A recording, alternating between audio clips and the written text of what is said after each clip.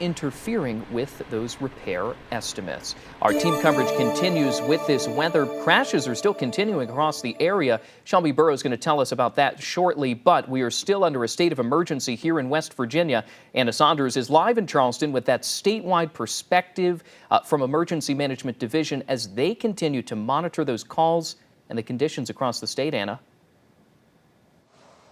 Well, Daniel, the state of emergency really opens things up for emergency management. It allows them to call upon resources like the National Guard, and it makes more room for collaboration. It also means that their watch center is on enhanced status. The Watch Center at the West Virginia Emergency Management Division headquarters is always staffed 24/7, monitoring everything from roads to emergency calls to environmental concerns. But a state of emergency means more hands on deck as the Watch Center goes to enhanced status. Some haven't left since Sunday. And as we have a state of emergency, we typically bring in more staff to support that. Especially if we start seeing a tick up in calls and issues, and that way they can stay on top of everything. But we have someone here all the time. Someone to help coordinate at the state level to make sure those locally have all they need to respond to the emergencies that come with heavy snowfall and ice.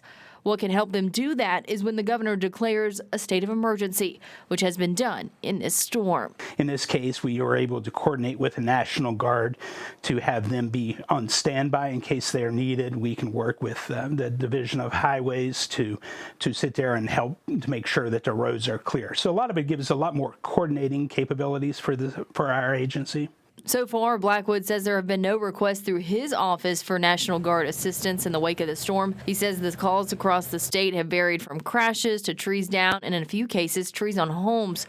But the biggest impact has been the power outages. I think this lack of calls through us means that we have built that preparedness because the incidents start and end locally, and so when we don't have a request, it kind of indicates that any of those resource requests are being handled at the local level, and they don't have to reach up to us to bring in additional resources.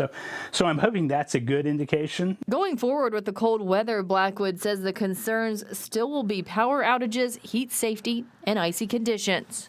I do think that that continues to be a concern, something that we're constantly looking at, especially as things melt and then refreeze. Ice is going to continue to be a concern. Now, according to the state code, a state of emergency naturally on its own lasts 30 days, but at any point the governor can step in and declare it over. At this point, though, we are all still under a state of emergency. Live in Charleston, Anna Saunders, Eyewitness News.